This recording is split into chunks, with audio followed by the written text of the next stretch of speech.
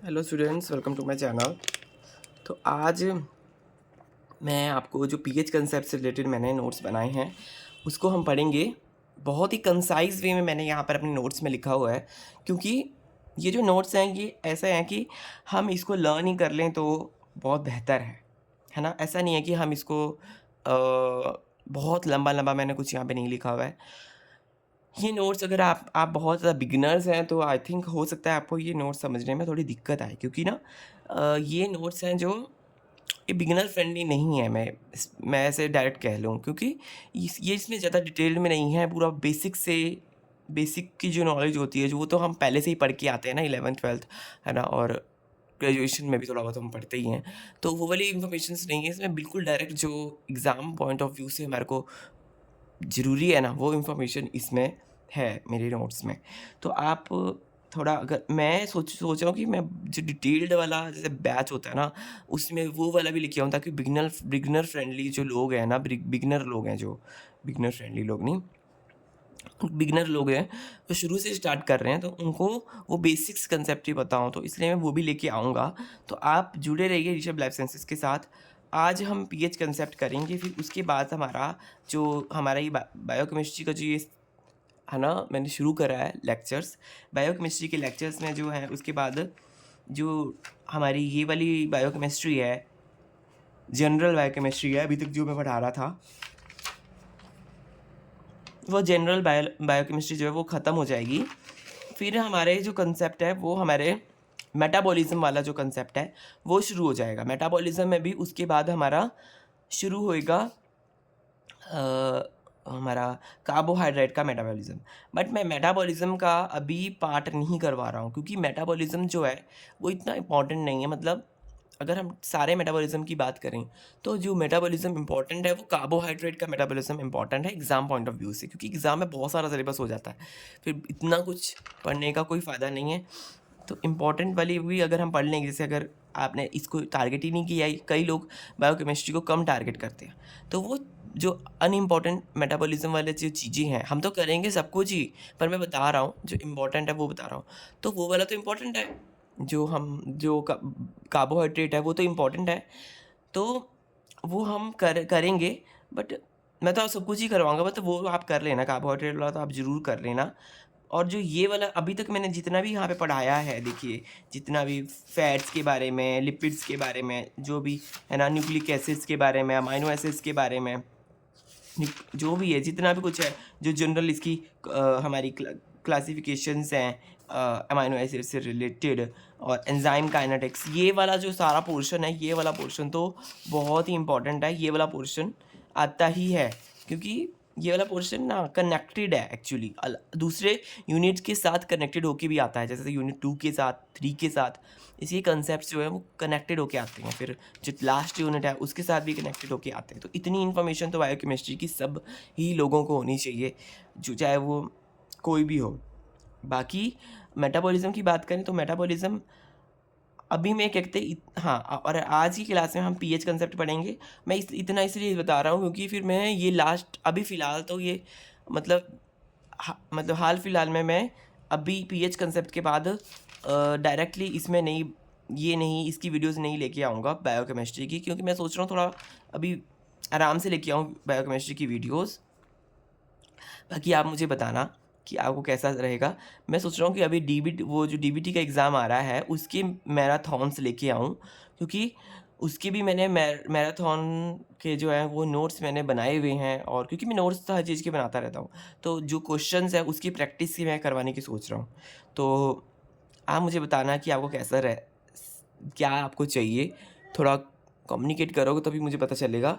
अपनी तरफ से तो मैं वो सोच रहा हूँ, वो लाने की सोच रहा हूँ, क्योंकि अभी कंसेप्ट जो है और बायोकेमिस्ट्री के वो जो नोट्स मैंने बनाए हुए हैं क्वेश्चन से रिलेटेड, जो जो भी क्वेश्चन आते हैं बायोकेमिस्ट्री के नहीं, हर चीज़ के जो डीबीटी में जो क्वेश्चन आते हैं, मैं भी क्या बोल रहा हूँ, है ना, वो डीबीटी वाले क्वेश्चन प्रैक्टिस सीरीज़ में लेके आऊँगा इसके बाद। तो पहले अब शुरू कर लेते हैं pH concept. Potential of hydrogen ion और पावर ऑफ हाइड्रोजन इसको बोलते हैं। ये तो बहुत ही कॉमन सी बात है, पहले हम इसको पढ़ते आए हैं बचपन में, ठीक है। पोटेंशियल ऑफ हाइड्रोजन है, ये power of hydrogen. H positive जब रिलीज होता है उसको हम एसिड बोलते हैं। ओ एच जब रिलीज होता है उसको हम बेस बोलते हैं।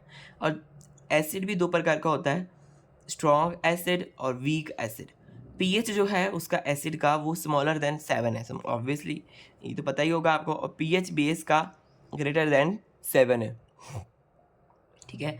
और अगर हम बात करें पीएच, यहाँ पे एक और डेफिनेशन लिखी है, इसको पढ़ लेते हैं। Describe degree of acidity and alkalinity of solution.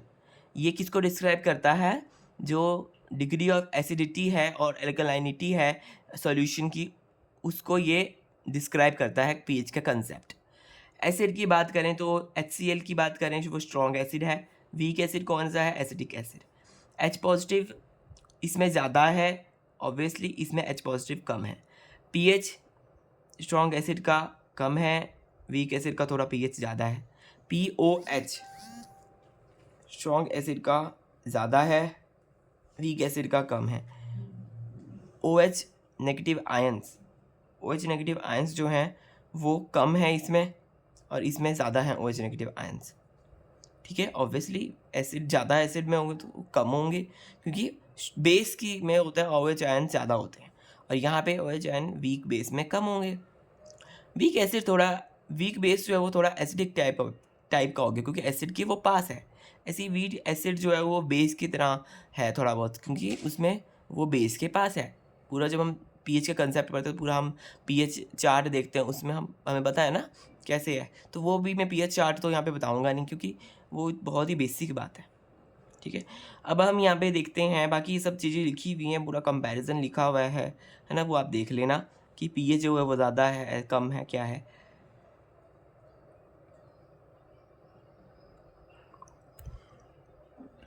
H positive जो है वो डायरेक्टली प्रोपोर्शनल है एसिडिटी के लिए, और ओ एच नेगेटिव जो है वो बेसिसिटी की डायरेक्टली प्रोपोर्शनल है। पीएच जो है वो 1 बाय इन्वर्सली प्रोपोर्शन है एसिडिटी के लिए, और ये डायरेक्टली है एसिडिटी के, है ना। पीएच जो है वो डायरेक्टली प्रोपोर्शन है, नहीं इन्वर्सली प्रोपोर्शन है एच पॉजिटिव के लिए, और डायरेक्टली प्रोपोर्शन है ओ एच नेगेटिव के लिए।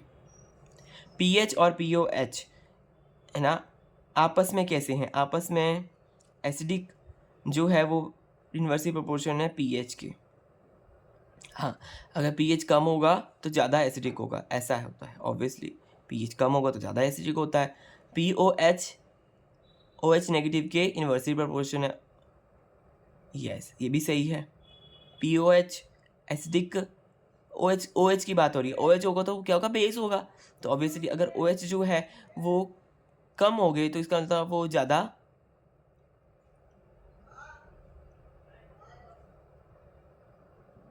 पी ओ एच कुछ और है आई थिंक, हाँ पी ओ एच तो कुछ और है, इसके देखेंगे। और ये एसिडिक नेचर के इक्वल है, ये पी ओ एच जो है ये एसिडिक नेचर को बताता है बेसिकली।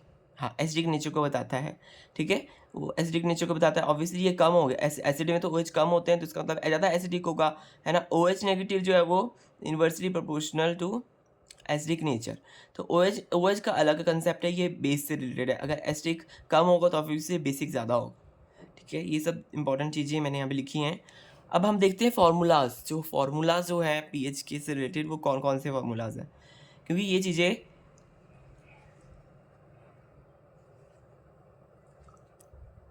आती हैं, पीएच से रिलेटेड थोड़े बहुत क्वेश्चंस आते हैं। ये एग्जाम में तो ज़्यादा आते हैं आई थिंक, हाँ comparatively. PH is equal to minus log H positive, log की power obviously log to the base 10 है, और pH P O H minus log O H negative है। एच पॉजिटिव इज 10 की power minus P H, O H negative is 10 की power minus P O H. H positive into O H negative is equal to 10 की power minus 14, P H plus P O H is equal to 14। यहाँ पे हमने वो P O H आ गया ना, तो इसका ये 14 नीचे आ गया। तो इस प्रकार से ऐसे यहाँ पे लिखी हुई है। लॉ की प्रॉपर्टीज़ देखते हैं, लॉ की प्रॉपर्टीज़ भी पता होना चाहिए।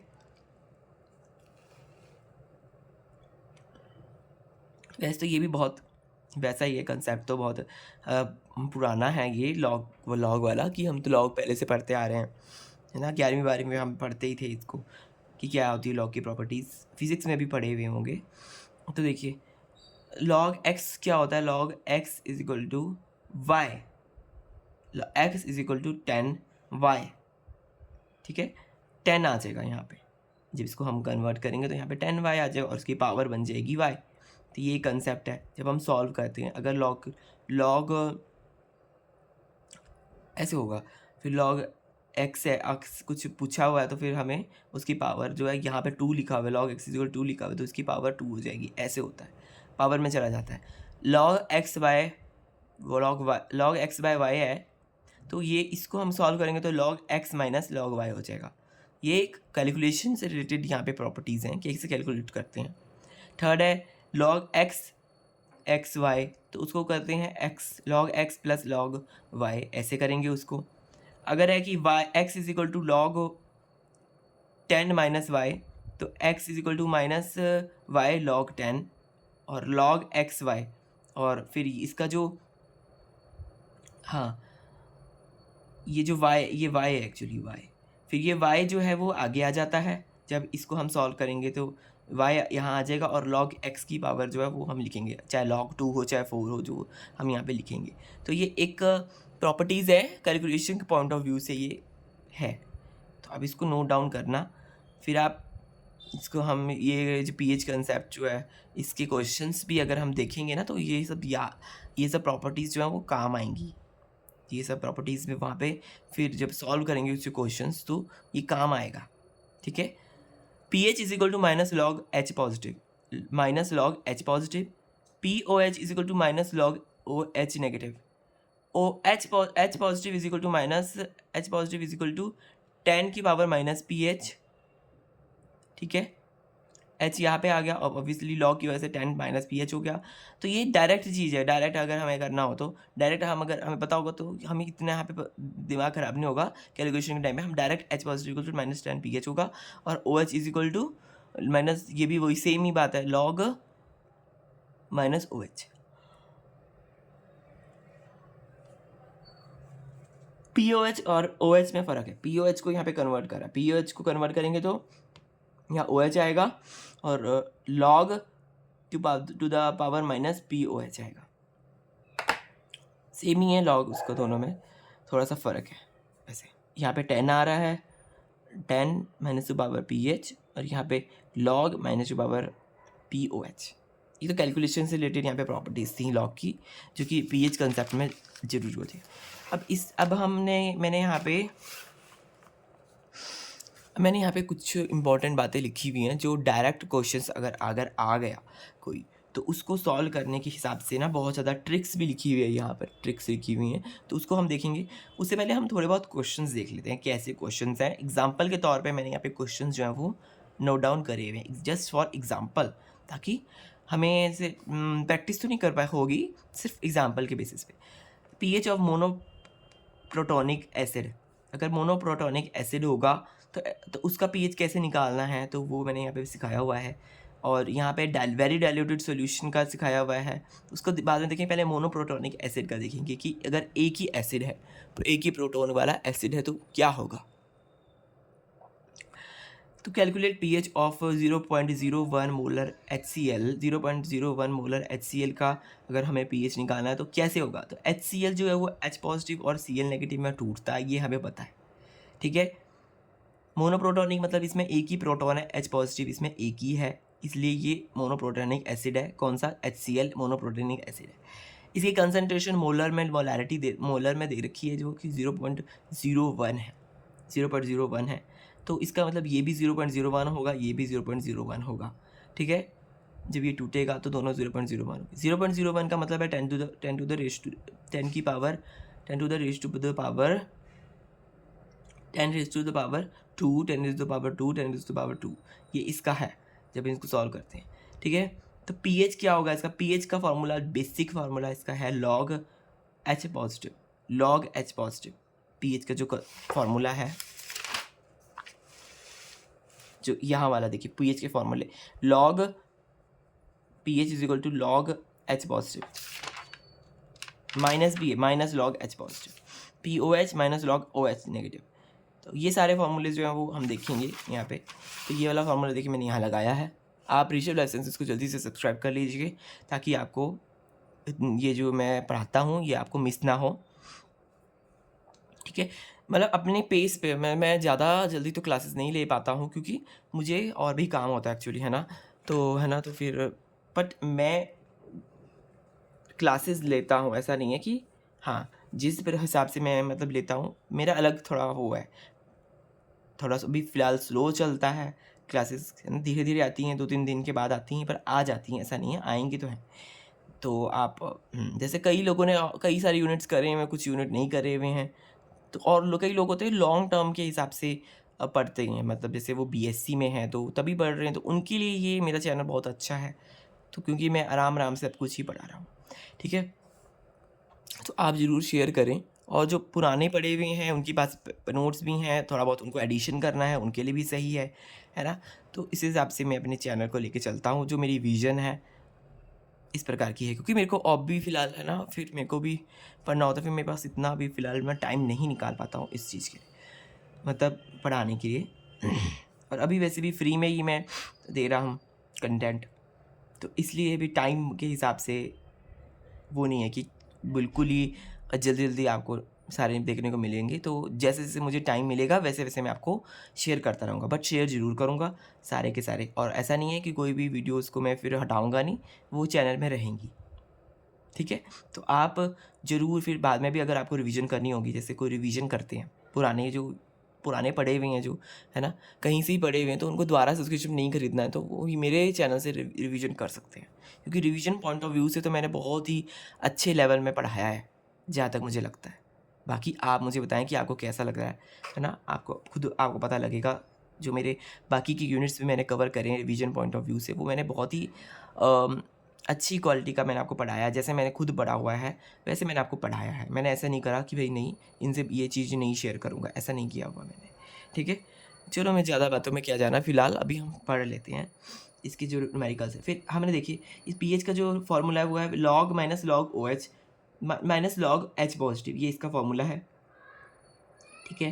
तो अगर हम बात करेंगे यहाँ पे एच पॉज़िटिव, तो minus log 10 to the power इसकी हमें यहाँ पे दिया हुआ है 10 टू द पावर, तो यहाँ पे एच पॉज़िटिव की कंसंट्रेशन डल गई 10 to the power 10 raise to the power 2। तो ये 10 रेज़ टू द पावर 2 है, तो इसकी ये हमने प्रॉपर्टी देखी थी, अभी देखी थी हमने ये प्रॉपर्टी, देखिए अगर ऐसा होगा रेज़ टू द पावर होगा तो ये इसकी पावर जो है वो आगे आएगी, और लॉग देखिए अभी देखी थी ना, ये जो ऐसा अगर ऐसा होगा तो इसकी पावर आगे आएगी और लॉग 10 फिर उसकी वैल्यू जो होगी वो हमें आगे करना पड़ेगा। तो अब देखिए उसकी पावर जो है वो आगे आएगी। यहाँ पे जो मैं पढ़ा रहा हूँ बहुत ही तरीके से पढ़ा रहा हूँ ताकि कोई भी आराम से इसको पढ़ सके, है ना। ऑब्वियसली ये तो बहुत ही ईजिली है, तो ये तो बिगिनर भी पढ़ सकता है, आई थिंक मुझे लग रहा है, क्योंकि देखिए पूरा मैंने डिटेल में पढ़ाया है इसको। जो बहुत ही बिगिनर है वो तो उसको तो थोड़ी दिक्कत हो सकती है, जो बहुत ही ज़्यादा बिगिनर बंदा है ना। थोड़ा बहुत तो देखो सबने ही पढ़ा होता है, तो इसलिए उस हिसाब से देखिए ये बहुत ईजिली समझ आ रहा होगा आपको। तो लॉग की माइनस पावर 2 है, तो माइनस पावर 2 देखिए इसकी आगे आ गई, तो माइनस माइनस देखिए प्लस हो गया, तो है ना। लॉग लॉग की पावर 10 जो है वो 1 होता है, और फिर देखिए माइनस माइनस प्लस हो गया तो आंसर आया 2, ये इसका आंसर आ गया। तो इस हिसाब से कितनी आसानी से देखिए क्वेश्चन हुआ। अगर हम बात करें मल्टी प्रोटोनिक एसिड के बारे में, मल्टी प्रोटोनिक एसिड की वहाँ पे 2 ज़्यादा प्रोटॉन्स निकल रहे होंगे, तो पीएच निकालना हो, इसमें बोल रहे हैं पीएच निकालो 0.1 मोलर H2SO4 का। H2SO4 है वो 2 H पॉजिटिव निकलते हैं और SO4 नेगेटिव निकलता है। तो इसकी कंसंट्रेशन है 10 की पावर -1, ऑब्वियसली 0.1 है, तो इसकी कंसंट्रेशन यहाँ पे 2 है, तो ये 0.2 होगी, है ना, क्योंकि 2 इंटू 10 की पावर -1 होगी, क्योंकि यहाँ पे H2SO4 की -1 थी ना, 10 की पावर -1 थी, तो इन सब की भी 10 की पावर -1 होगी, पर ये 2 इंटू होगी क्योंकि यहाँ पे 2 H प्रोटॉन्स हैं, तो इसलिए होगी। तो इस प्रकार से यहाँ पे मैंने लिख दिया है।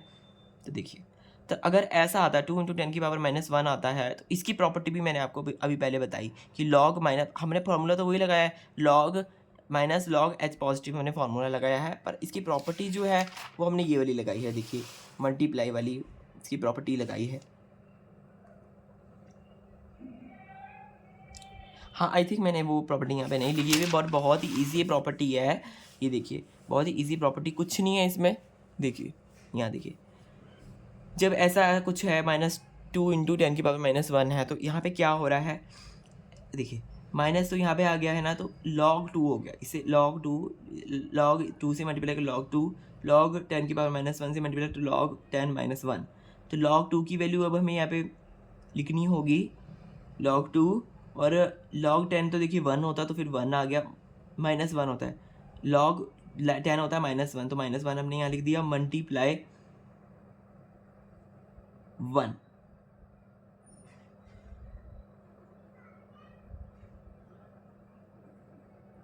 नहीं, ये जो अच्छा, लॉग ये -1 यहाँ से आया, सॉरी, log 10 ही नहीं होता, log 10 -1 नहीं होता, थोड़ी कन्फ्यूजन होगी मुझे। अच्छा जी, इसकी ये हमें पता है कि जो -1 प्रॉपर होती है वो आगे आ जाती है, फिर log 10 जो होता है वो मल्टीप्लाई करके आता है, तो इसकी वैल्यू log 10 की वैल्यू 1 है, और ये इसकी पावर जो -1 वो आगे आएगी, तो फिर अल्टीमेटली फिर इसका आंसर -1 आएगा, -1 1 जा 1 -1, तो -1 यहाँ आ गया, और log 2 है, log 2 0.3 होता है लगभग, तो यहाँ पे log 2 0.3 -1, तो इसका आंसर आएगा, तो माइनस माइनस में आंसर आएगा, तो माइनस माइनस प्लस हो जाएगा, कैंसिल हो जाएगा, तो पीएच होगा 0.7 पीएच होगा। तो ये इसकी कैलकुलेशन थी। अब नेक्स्ट देखते हैं pH of diluted solution, pH of very diluted solution and strong acid और वेरी डाइल्यूटेड सॉल्यूशन का क्या पीएच है, उस हिसाब से देखते हैं। पीएच ऑफ 10 की पावर -8 मोलर HCl गिवन, यहाँ पे गिवन है कि log 1.1 है 0.004 सॉरी 00 नहीं 04। Here we add H positive ion from H2O 10 की पावर -7। हमें यहाँ पे H पॉजिटिव आयन्स जो हैं वो हमें ऐड करने पड़ेंगे जो वाटर से आए हुए हैं, क्योंकि ये बहुत ही क्योंकि देखिए ना, diluted solution and strong acid, diluted solution है तो वहाँ पे वाटर है, तो स्ट्रॉन्ग एसिड जो है उसका तो देखिए हम निवारण कर सकते हैं, जो स्ट्रॉन्ग एसिड है उसकी उसकी हमारे को तो कंसनट्रेशन यहाँ पे गिवन ही है। H पॉजिटिव जो है देखिए एसिड की वजह से जो है वो H पॉजिटिव एसिड की वजह से, और वो H पॉजिटिव जो वाटर में है, तो वाटर के हिसाब से 10 की पावर -7 है, ठीक है, ये याद रख लेना, ठीक है, 10 की पावर -7। और जो हमें ये तो गिवन ही है, इसकी कंसनट्रेशन जो H पॉजिटिव की ये है 10 की पावर -8, तो ये जो इनको आपस में मल्टीप्लाई करेंगे तो 0.1 का यहाँ पे फ़र्क आ रहा है। देखिए दोनों में 10 की पावर -7 है, इसमें 10 की पावर 7 है, तो 0.1 यहाँ पे अलग निकाल दिया और 10 की पावर -7 अलग कर दिया, तो देखिए तो आपस में 1.1 हो गया। 0.1 में 1 प्लस करेंगे तो 1.1 हो गया, और 10 की पावर तो दोनों में सेम है, तो एक ही इसकी पावर होगी, 10 की पावर -7 होगी। तो अब यहाँ पे हमें गिवन था कि 10 की पावर जो log 1.1 है इसका क्या फार्मूला होता है, ये हमें गिवन है, तो हमें काम आएगा, ये देखिए 0.004। अब log pH is equal to minus log H positive, हमें इसकी H पॉजिटिव की वैल्यू बस हम यहाँ पे डाल ली है, क्योंकि H पॉजिटिव वो फार्मूला होता ही है। तो फिर ये देखिए, तो यहाँ पे 1.1 इंटू 10 की पावर -7 डल गया, तो ऑब्वियसली log से इसका मल्टीप्लाई होगा, दोनों का इनका log से मल्टीप्लाई हो गया, तो log 1.1 जो है वो उसकी वैल्यू क्या होती है, यहाँ पे ये नहीं आएगा एक्चुअली, हाँ ये नहीं आएगा, तो ऐसे होगा, ये बाहर माइनस तो होगा ही, तो log 1.1 क्या होगा, log 1.1 है 0.04, और log 10 की पावर -7 है होता है 7, ऑब्वियसली 7 होगा, क्योंकि देखिए इसकी माइनस की पावर 7 जो है वो आगे आ जाएगी, और log 10 जो होगा 1 होगा, तो 7 -7, तो मैं सीधा यहाँ पे 7 लिख दिया, तो 7 बन जा 7 -7 बन जा 7, समझ रहे हो ना, ये वाला हुआ है यहाँ पर, जिसकी वैल्यू है 7 यहाँ पे आया, मल्टीप्लाई log 10 की वैल्यू 1 होती है, तो इसलिए यहाँ पे 7 -7 लिखा है। तो जब इन दोनों को सॉल्व करेंगे तो देखिए आएगा, इन दोनों को सॉल्व करने में यहाँ पे बीच में माइनस में आंसर आएगा, तो देखिए माइनस बाहर आ, ब्रैकेट में बीच में माइनस में आंसर आ रहा है, और 6.96 आंसर आ रहा है, तो ये माइनस माइनस प्लस में हो जाएगा, तो 6.96 ये इसका आया। पीएच ऑफ वेरी डाइल्यूटेड, देखिए very diluted of strong acid है, तो इसका डाइल्यूटेड है ना, डाइल्यूटेड सॉल्यूशन में स्ट्रॉन्ग एसिड को डाला हुआ है, तो उसका पीएच निकाला हुआ, तो ऑब्वियसली इसका पीएच थोड़ा बेसिक है, ज़्यादा एसिडिक नहीं है, देखिए 6.96 है, ठीक है। तो इसकी अब ट्रिक यहाँ पे, अब हम इसकी ट्रिक भी मैंने यहाँ पे बनाई हुई है कि ट्रिक क्या होगी भाई, ट्रिक, क्योंकि देखिए सब सारा कुछ सॉल्व करने का फिर ज़रूरत नहीं पड़ेगी जब एग्ज़ाम के टाइम पे, सिर्फ अगर आपको ट्रिक याद होगी तो आप उसी हिसाब से कर सकते हैं, चलिए ट्रिक देखते हैं। ट्रिक, अगर एसिड है, acid pH slightly less than 7 है, क्वेश्चन में स्लाइटली लेस देन 7 है, base base slightly more than 7, ये तो हमें पता ही है ऑब्वियसली, नहीं थोड़ा बहुत तो, हाँ स्लाइटली मोर देन 7। अच्छा नहीं, ये भी एक्चुअली ये कहाँ पता होती है, मतलब ये बात देखिए, इसके पीछे भी कहानी है, मतलब ये है कि अगर एसिडिक होगा तो उसमें ना स्लाइटली, जो क्वेश्चन में ना ऐसे सारे ऑप्शंस होंगे, अलग अलग ऑप्शंस होंगे, तो स्लाइटली लेस देन जो 7 से थोड़ा सा ही कम होगा ना, वो वाले को आप टिक कर सकते हैं। और बेस वाले में जो होगा वो स्लाइटली मोर देन 7, 7 से थोड़ा सा ज़्यादा होगा तो उसको आप कर देना जब बेस निकालना होगा। तो ये ट्रिक है कि जो ऑप्शन में स्लाइटली मोर देन 7 होगा आप उसको टिक कर सकते हैं। टाइट्रेशन की बात करें, titration mixture of two acid and base, trick only for same volume. जब सेम वॉल्यूम गिवन होगी तो उसके लिए ट्रिक है, एसिड प्लस एसिड होगा तो पीएच जो होगा, जैसे क्वेश्चन में एसिड प्लस एसिड मिक्स किया हुआ है और जो मर्जी कुछ भी वहाँ पे लिखा हो न्यूमेरिकली, बट तो आंसर क्या होगा देखिए, लेस देन एवरेज, दोनों का आप एवरेज लेना, दोनों एसिड का जो है एवरेज लेना and closer to more acid solution. तो मोर एसिडिक जो पीएच होगा फिर आप उसको टिक करके आ सकते हैं, ठीक है। बेस प्लस बेस होगा तो उसका एवरेज लेना मोर देन एवरेज,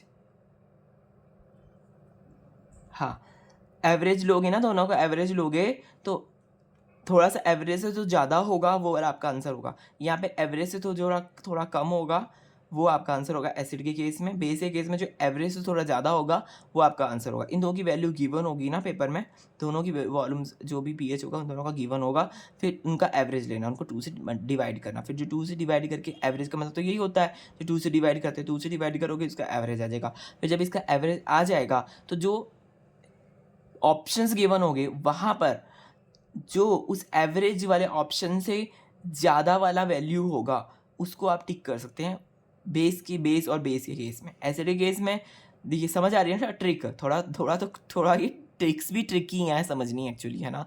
देखिए द पीएच जब एसिड होगा तो एसिड को जो उसकी वैल्यू होगी, एसिड वाली दोनों को आप प्लस करेंगे तो उसका जो एवरेज आएगा, उसका एवरेज जो आएगा वो लेस देन एवरेज जो ऑप्शन होगा, लेस देन एवरेज वाला जो ऑप्शन होगा ऑप्शंस में, तो उसको आप टिक कर सकते हैं डायरेक्टली, सॉल्व करने की ज़रूरत नहीं है।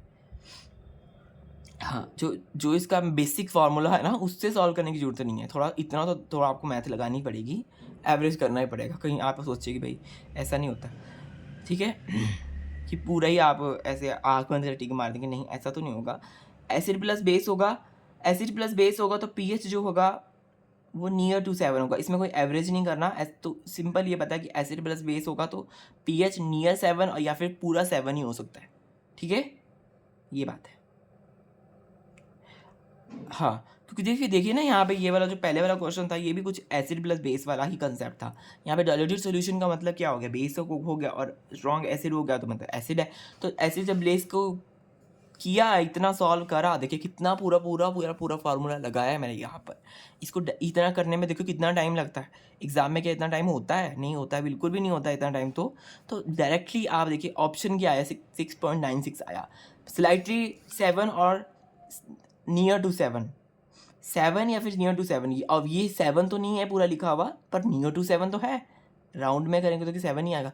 तो इस हिसाब से आप कर सकते हैं ये ट्रिक, उस हिसाब से आपको समझ आ गई होगी जो मैं आपको समझाना चाहता हूँ।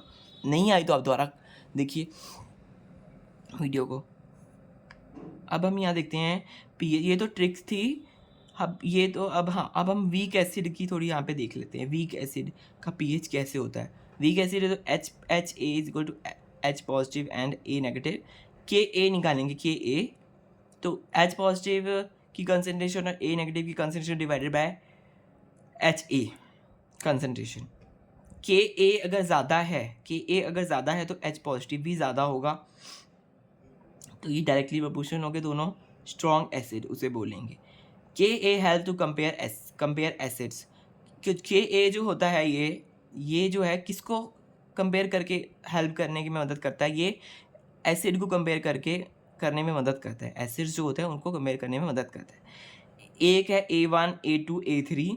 A1 की वैल्यू है 10 की पावर -1, 10 की पावर 0 है और एक की है -3। तो देखिए कंपैरिजन करेंगे तो के ए देखिए 0 वाला, देखिए यहाँ पे A2 जो है वो हमने सबसे पहले लिख दिया क्योंकि वो ज़्यादा बेसिक होगा, है ना, बेसिसिटी की बेसिस पर है, ये बेसिक है। कि ए क्या करता है, हेल्प टू कंपेयर एसिड।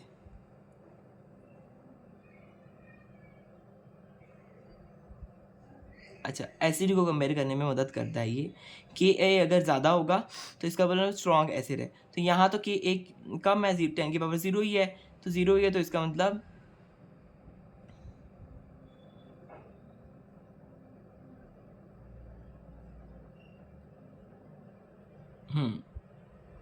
इसकी वैल्यू ऐसे ये ज़्यादा है, के ए इसका ज़्यादा है ना, और इसका के ए थोड़ा A1 वाले का के ए कम है और इसका A3 वाले का भी कम है। तो ए वाला ज़्यादा एसिडिक हुआ ना। हाँ, इसकी वैल्यू 0 ही है, ऑब्वियसली इसकी वैल्यू तो कम है, फिर जितनी पावर बढ़ती है उतनी तो फिर क्योंकि माइनस में जाता है तो उसकी वैल्यू फिर घटती है। ठीक है, अगर हम यहाँ पे देखें, if dissociation percentage is given, अगर डिसोसिएशन परसेंटेज गिवन होगी तो कैसा यहाँ पे फॉर्मूला होगा, थोड़ा सा देख लेते हैं। pH is equal to 0.1 molar, concentration is have 2% dissociation constant, जिसको 2% है ऑब्वियसली 2/100 करना होगा। तो एच ए गिवन इसको करेंगे तो H positive and A negative obviously ऐसे निकलेगा। H पॉजिटिव कंसनट्रेशन है 10 की पावर -1 यहाँ पर,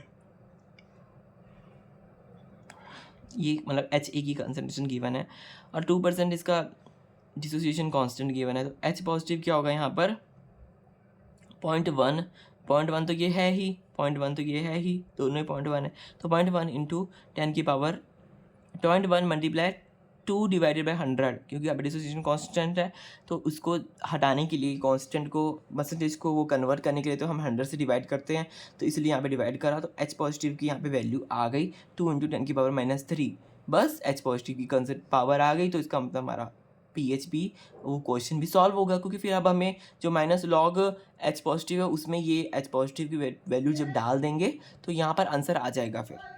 ठीक है, बहुत इजीली आ जाएगा आंसर, मैं तो सॉल्व करके नहीं बताऊंगा। ठीक है, यहाँ देखिए, इफ़ के ए गिवन, अगर के ए गिवन है तो कैसा यहाँ पे फॉर्मूला होता है, pH 0.1 है, pH 0.1 है,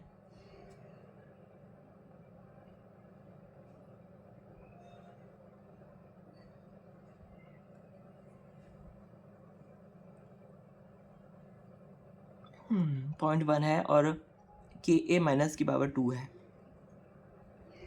तो अब के ए की यहाँ पे देखिए कुछ इस प्रकार से मतलब गिवन है, यहाँ पे देखिए पूरा मैंने सॉल्व करा हुआ है। शॉर्ट नोट्स बनाता हूँ तो सोचता हूँ सारा कुछ एक ही जगह लिख लूँ इसलिए ऐसा हो रहा है। ठीक है, H A is equal to inversely equal to H positive and A negative. तो H पॉजिटिव ये 10 की पावर 2 -2 गिवन है, यहाँ पर 10 की पावर -2 है। देखिए ये वाली कंसनट्रेशन जो है ये एच ए की कंसनट्रेशन है, पीएच ऑफ एसिड है ना, तो ये वीक एसिड है, बेसिकली एसिड तो है पर ये वीक एसिड है। तो H 10 की पावर -2 इसकी कंसनट्रेशन, तो दोनों की जो इसकी टूटेगा तो दोनों की कंसनट्रेशन -2 10 की पावर -2 होगी। और के ए क्या होता है, के ए होता है इन दोनों की concentration divided by H A, तो ये तो हमारी है 10 की पावर -2, यहाँ पे भी गिवन ही है कि ए हमारा -10 की पावर -2 गिवन है। ठीक है, तो के ए को हम ये वाला फार्मूला लगा रहे हैं बेसिकली, ये देखिए ये वाला फार्मूला लगा रहे हैं, तो यहाँ पे के ए की वैल्यू हमें गिवन है 10 की पावर -2, तो हमने यहाँ पे लिख दिया 10 की पावर -2 हमने लिख दिया, कि ए की जगह हमने लिख दिया 10 की पावर -2। ये एच हमें पता नहीं है और ए भी हमें पता नहीं है, तो इसको x मान लो, x मान लिया, इसको H पॉजिटिव की कंसिडर को x मान लिया, इसको भी x मान लिया। अब पॉइंट इसकी तो हमें पता है 10 की पावर -2 है। ठीक है, ये हमें गिवन है 10 की पावर 0.01 है।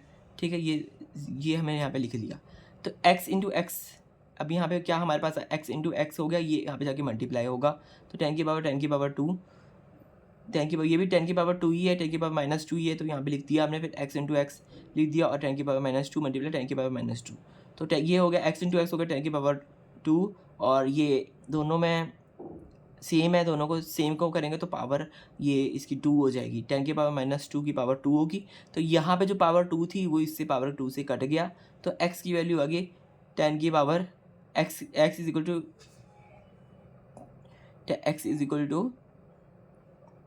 10 की पावर -2। तो बेसिकली जो चीज़ें हम ऐसे लिखते हैं ना, वही चीज़ यहाँ पे सॉल्व करके बताई हुई है, इतना घुमा फिरा कर बताया है, बट हमें ये पता ही है अगर इसकी क्या कहते हैं 10 की पावर -2 वैल्यू है, तो ये तो हमें पता ही है। बेसिकली यहाँ पर इसकी कंसंट्रेशन निकालनी बताई हुई है, जो कि एक क्वेश्चन के रूप में आया हुआ है। तो ये तो बहुत देखिए कितना ईजी है इसको तो करना, ये तो हमें पता ही है कि इसकी जो कंसंट्रेशन होती है वो इन दोनों की कंसंट्रेशन होती है। तो यहाँ पे ऐसे भी लिख सकते हैं इसके आप, अगर ये ऐसा कुछ सॉल्व करने के लिए आता है ना, कि भाई कि ए गिवन है और एसिड गिवन है, तो इसकी कंसंट्रेशन बताओ कि H पॉजिटिव और A नेगेटिव की क्या कंसंट्रेशन है, तो आप सीधा इतना कुछ करने के बजाय आप 10 की पावर -2 को टिक कर सकते हैं, क्योंकि ये बहुत ही देखिए वो वाली वैसी वाली बात है, बहुत ही कॉमन सेंस वाली बात है, इसमें सॉल्व करने का इतना आवश्यकता है नहीं, है ना।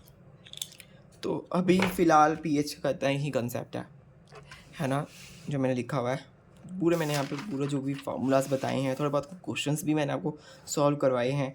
प्रैक्टिस तो आपको करनी पड़ेगी, कहीं से भी आप प्रैक्टिस कर लेना, है ना।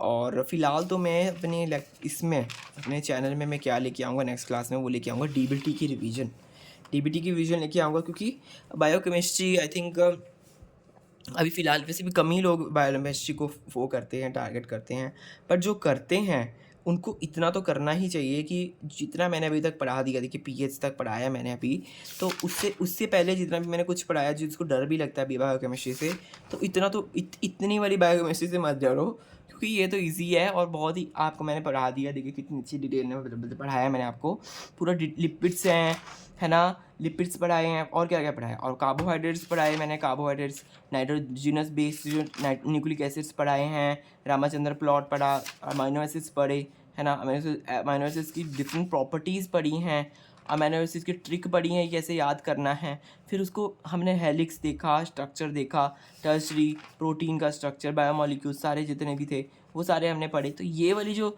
इम्पोर्टेंट, और ये हमारी ये कौन सा वाला काम है जो एंजाइम काइनेटिक्स है, ये सब भी हमने पढ़ ही लिया था। तो ये सारा जो जितना भी सिलेबस है ये बहुत ही क्या कहते हैं बेसिक सिलेबस है, ये तो हमें पता है, ये बेसिक बायोकेमिस्ट्री तो हमें आनी ही चाहिए जब हम तैयारी कर रहे हैं, तो इतना तो आप ज़रूर पढ़ें। और अगला जो है आगे तो है रेस्पिरेशन वाला पार्ट है, वो कम ही लोग आई थिंक पढ़ते हैं, तो इसलिए वो अभी मैं नहीं लेके आऊँगा।